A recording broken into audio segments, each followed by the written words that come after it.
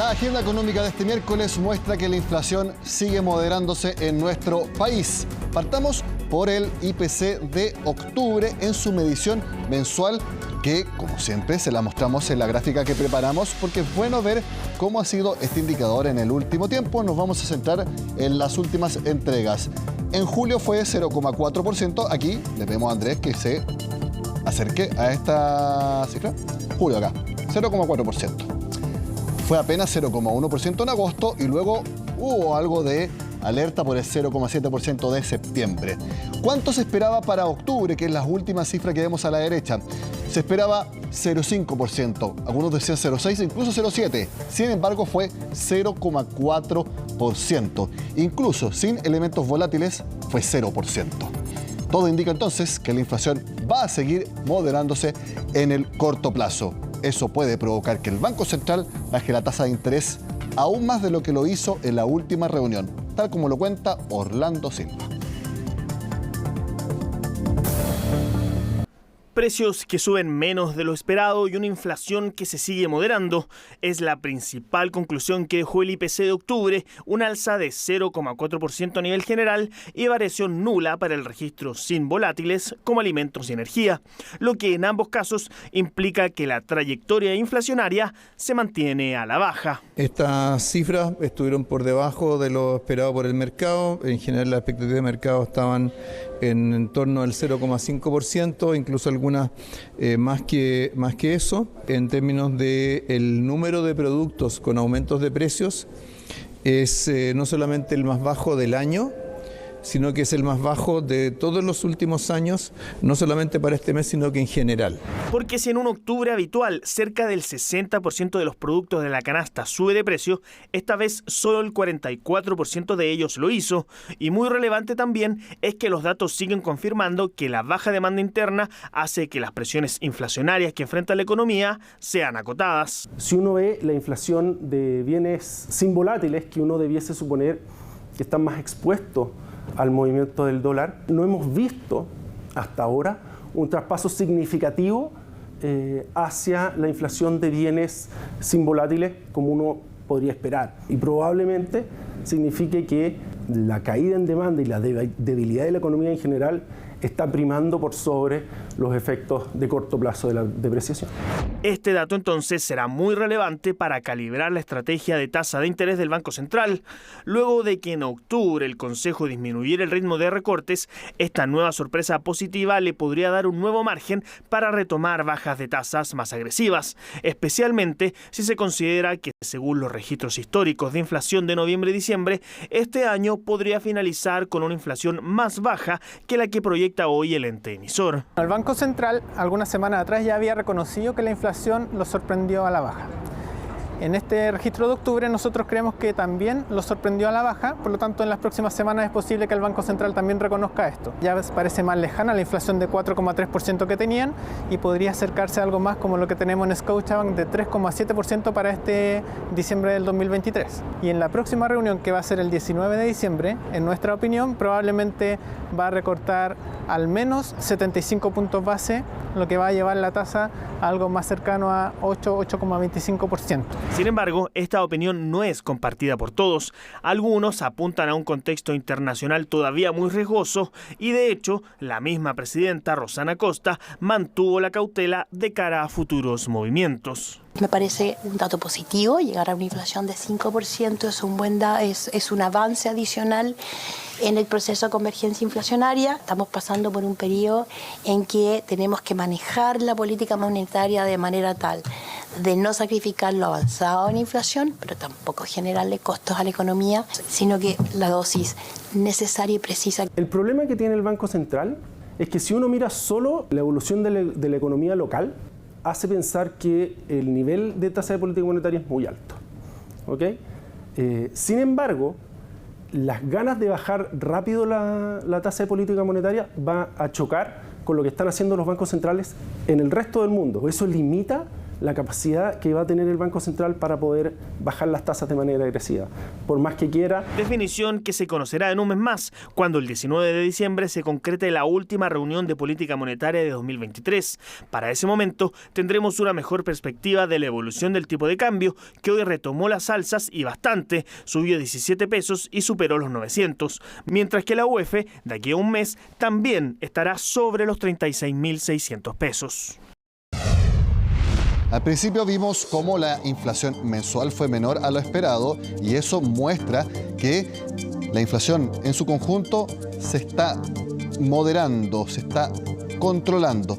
Y más aún lo vemos en la medición anual de los últimos 12 meses, que como siempre se lo decimos, es la que más ve el Banco Central y nosotros siempre se la mostramos cómo ha sido su evolución. Ya parecen lejanos los tiempos en que estaba, por ejemplo, en 13,3% acumulado en noviembre, y ahí la tendencia es sumamente clara, mes a mes, bajando de manera bastante clara, en algunas ocasiones de manera más abrupta, y aquí ya entramos en un valle, pero que sigue la misma tendencia. 5,3% la inflación anual en agosto, 5,1% en septiembre y 5% en octubre. Así van a seguir siendo estas bajas para eventualmente llegar al 3%, que es la meta de inflación anual del Banco Central, lo más probable que el próximo año. Todo depende obviamente de distintos factores. Bueno, en el mercado prácticamente todos concordaron en que el Banco Central va a bajar la tasa de interés en diciembre de manera más pronunciada de lo que fue en la reunión de hace 2 semanas, que recordemos la bajó en 50 puntos base para llevarla a 9%. Ahí están más o menos entre 75 y 100 puntos base en las proyecciones. Por ejemplo, si baja 100 puntos base, la tasa de interés en diciembre quedaría en 8%. Si baja 75, quedarían 8,25%. Revisemos cuáles son los argumentos de los distintos equipos económicos al respecto. Partimos por Vice. La inflación sigue su convergencia a la meta de 3% hacia los próximos trimestres. Las autoridades del Banco Central continuarían bajando la TPM, donde la magnitud de los próximos recortes podría ser mayor a lo visto en la última reunión, tal como yo les decía, pues el tipo de cambio ha mostrado una caída relevante y el componente más persistente de la inflación está anotando menos registros. ¿Qué fue lo que comentaron en eConsult? Lo pasamos a ver ahora mismo en pantalla. Se están acumulando cifras débiles de actividad con IMACEX no mineros muy débiles, un mercado laboral que no crea empleo, ánimo empresarial pesimista, de eso les contamos ayer en Agenda Económica. Así, ellos ven probable que en noviembre y diciembre disminuya las alzas de energía en inflaciones negativas. De hecho, podría haber IPCs bajo 0% cayendo en noviembre y diciembre. Por eso ellos creen que la tasa de interés baje al menos 75 puntos base.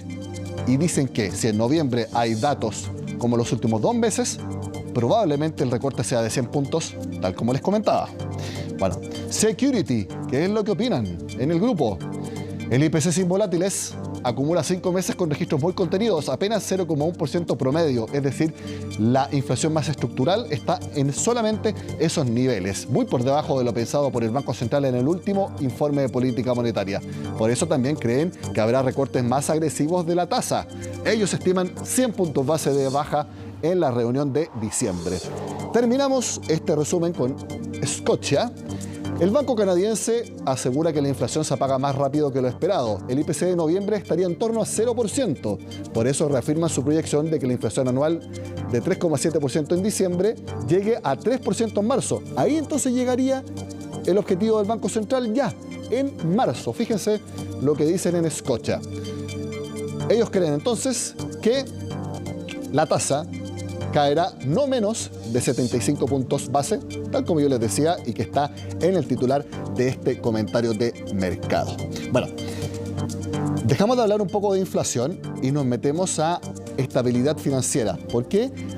Esta mañana el Banco Central publicó el informe al respecto y con varios mensajes muy preocupados por el desempeño del rubro de la construcción e inmobiliario de nuestro país, de la muy poca creación de empleo asalariado, y también aseguran que las condiciones financieras globales están sesgadas con un riesgo negativo, es decir, condiciones financieras más estrechas y más difíciles.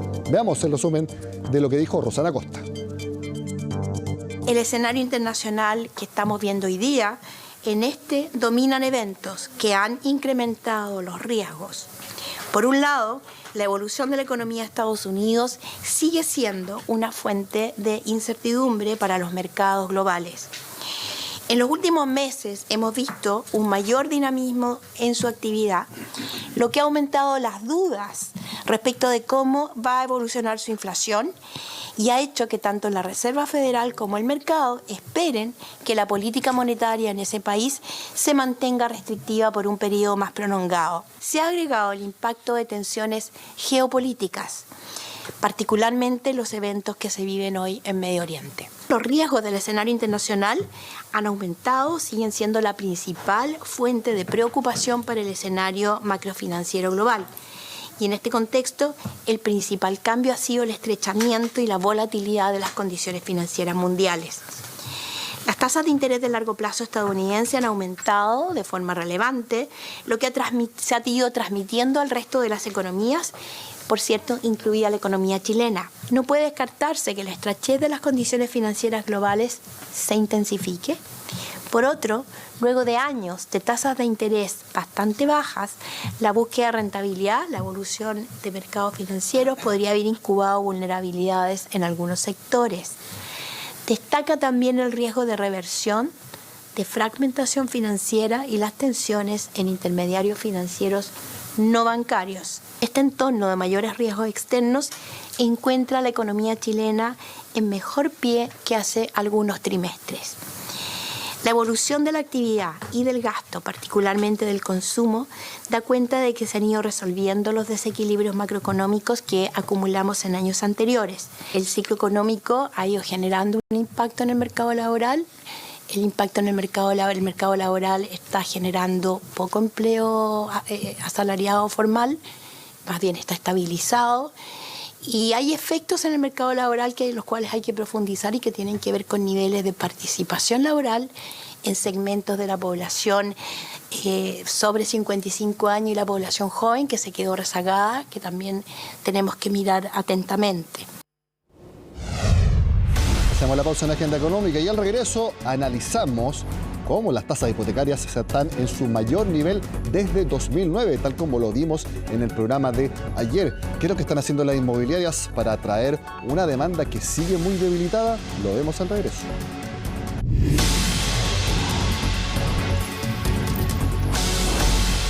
...4,91% en promedio. A ese nivel subió la tasa de interés hipotecaria en nuestro país, de acuerdo al Banco Central, su mayor nivel en más de 14 años.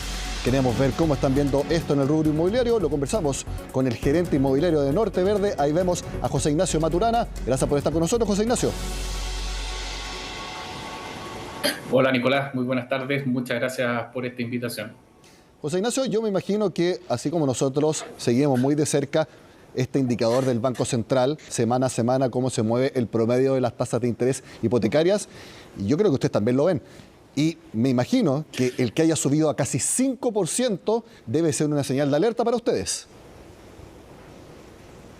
Sí, por supuesto. La verdad es que nosotros, tanto las tasas del Banco Central que tú mencionabas antes como las tasas de los hipotecarios, es algo que le hemos estado haciendo mucho seguimiento durante los últimos años con esta subida importante que ha significado, porque no solamente va por la línea de que le suben las tasas hipotecarias a nuestros clientes y además que le suben las restricciones de financiamiento que hoy día están en puntos bien complicados para poder lograr este sueño de la casa propia, sino que además nos significa más riesgos para nosotros como gestores inmobiliarios, y que la restricción no solamente va por el lado del cliente, sino que también por el mismo lado de las constructoras y de los inmobiliarios.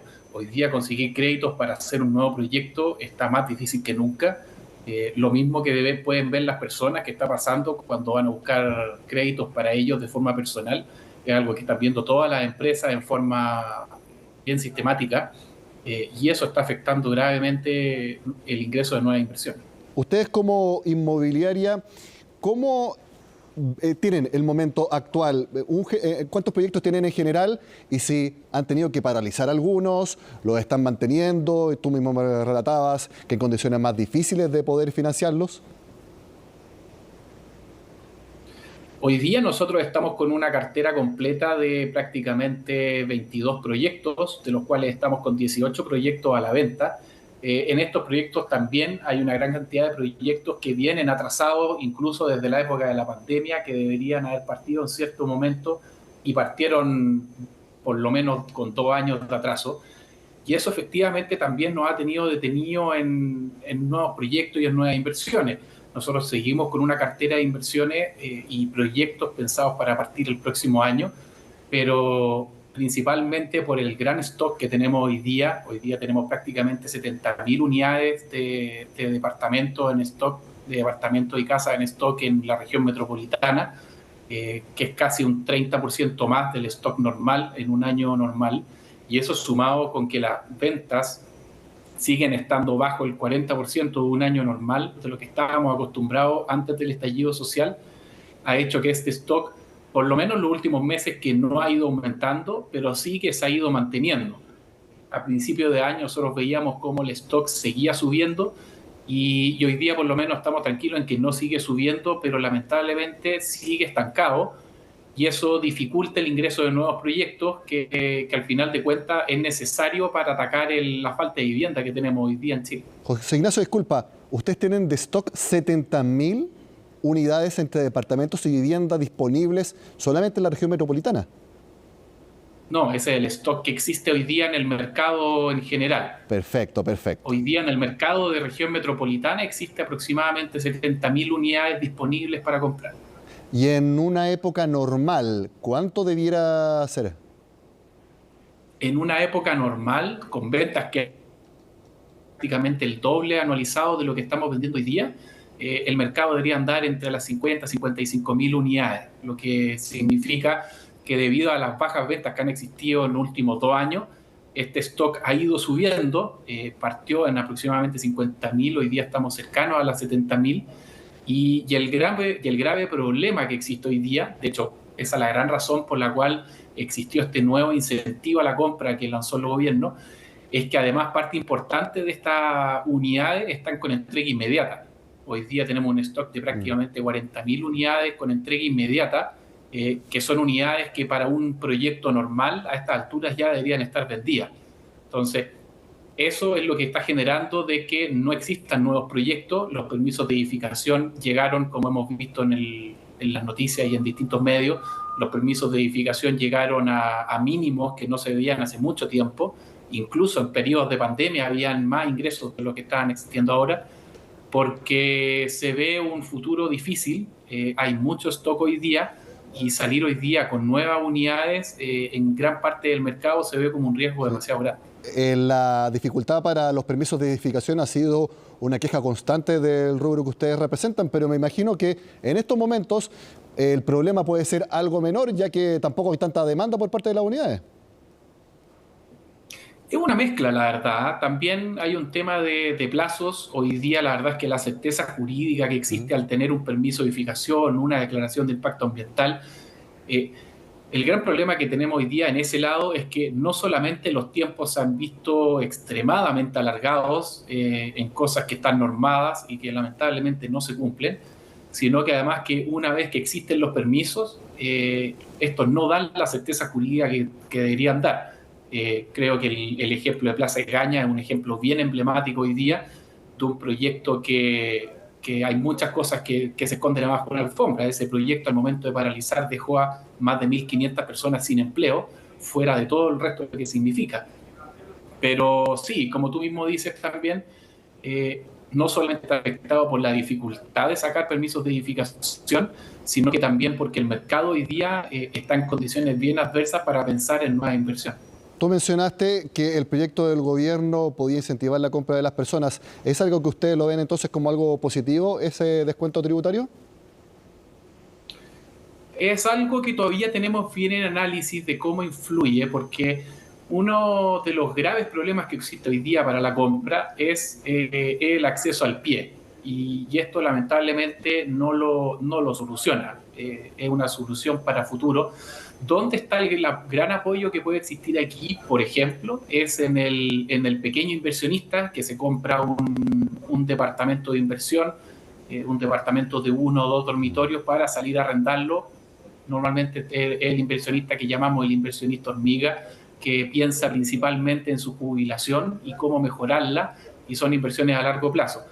El gran tema que hemos tenido, que ha existido en el mercado hoy día con eso, es que hoy día la diferencia que hay entre el dividendo, debido a las altas tasas, y el arriendo que genera esa propiedad, se ha disparado. Estamos hablando de diferencias de 200.000 pesos, incluso un poquito más, y que estamos muy lejos de esto que existía pre-pandemia y pre-estallido social, donde estaba esta promesa de que el arriendo paga tu departamento o paga tu dividendo.